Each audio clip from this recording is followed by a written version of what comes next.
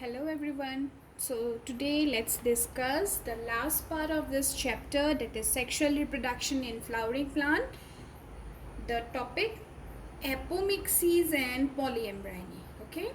In this chapter we have altogether seen what is sexual reproduction, isn't it? How spores are formed, gametes are formed, how fertilization takes place, which is followed by the post fertilization developments. So after all that we come to the last part, that is the apomixis. So what is apomixis? Apomixis means the seed formation without fertilization. Okay, if in a particular plant the seed is formed without the process of fertilization, then we call it as apomixis. Here the organisms reproducing through apomixis are called the apomict. That means the offsprings are called the apomict. Now these are actually genetically similar organisms. Okay, the apomictic species. Here this particular process is actually controlled by genes, and the offsprings which are produced are genetically similar because here sexual reproduction is not taking place, fertilization is not taking place. That means when fusion is not there, so how come two particular gametes will fuse and how come recombination will take place, isn't it? So definitely the offsprings will be all genetically similar to the parents, and they are also referred to as clones or remetes. Okay, now apomixis may take place either recurrent, it may be recurrent or non-recurrent. Now apomixis may occur by three processes. Either it may take place by agamospermy, or parthenogenesis, or apogamy. Okay, so let us now see what are the three processes in details. So first of all is agamospermy.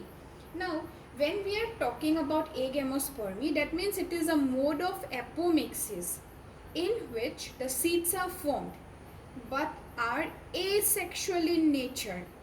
Okay, that means the embryo develops without fertilization, and it is basically formed from the diploid nucellar cells. Okay, and that is the megaspore mother cell. Okay, it may be either apospory or diplospory.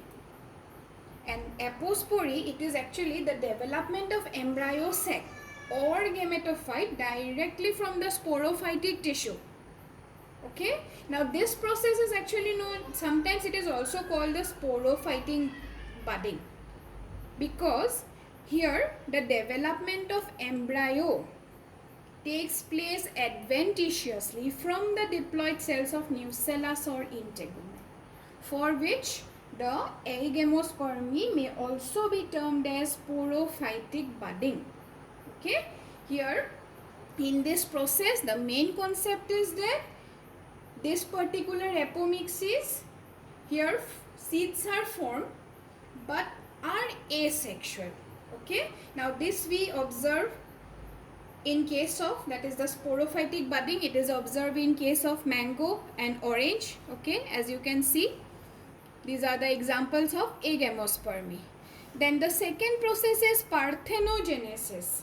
Now this is the development of a new individual from a single gamete without fusion with another gamete. That means here fertilization is not taking place. As fertilization is not taking place, here the directly a single gamete is involved in the formation of the particular offspring. Okay, that means the offspring is being produced from a single gamete, and then it is known as parthenogenesis. Now in lower plants, both the gametes, they undergo parthenogenesis. That means the male gamete may also develop an individual, the female gamete may also develop an individual. But in case of higher plants, only the female gamete undergoes parthenogenesis. That is, the male is not undergoing parthenogenesis and developing an individual. Okay, only the female cell is undergoing parthenogenesis. Then, depending upon the ploidy of the gamete, that means whether the gamete is haploid or diploid, which is undergoing parthenogenesis, it can be again subdivided into haploid parthenogenesis and diploid parthenogenesis.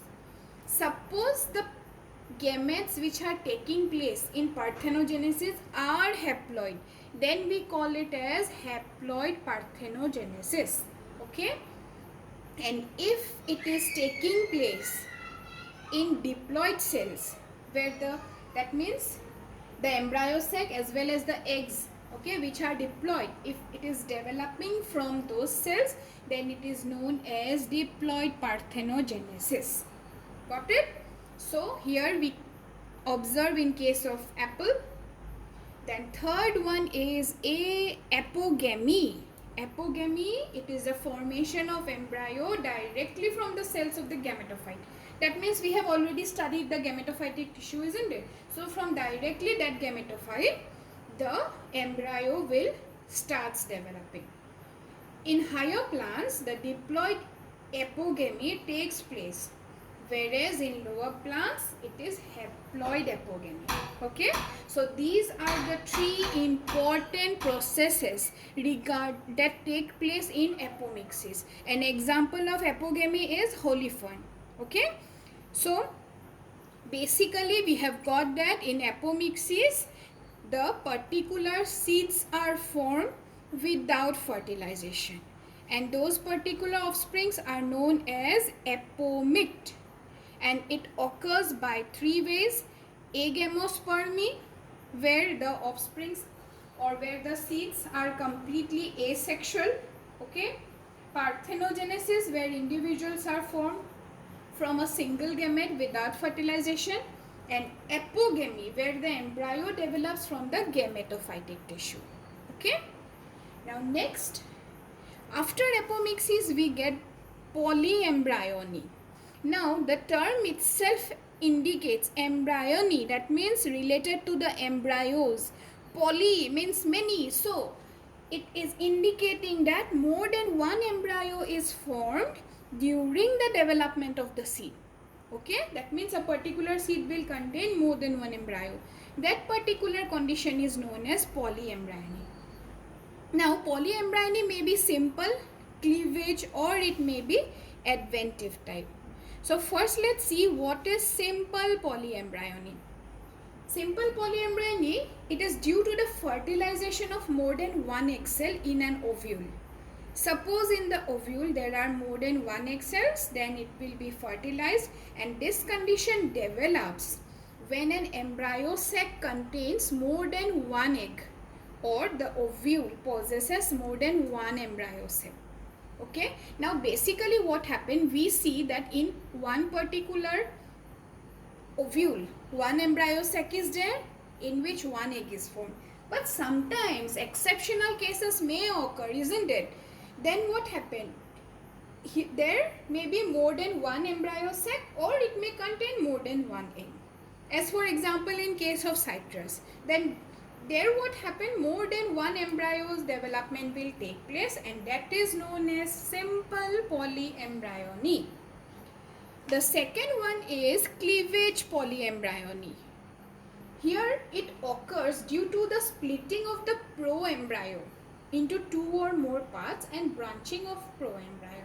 That means, hope you all have remembered when we were discussing about the embryo development, we have studied what is proembryo, isn't it? So that particular proembryo, in its initial stages, what happened, it may either split into two parts or it may show branching. Then each split part or the branches may develop into embryos. That also result into polyembryony, as it is observed in case of orchids. Okay. Then third one is the adventive polyembryony. This is observed in case of onions. It is the formation of additional embryo from different parts of ovule other than the egg.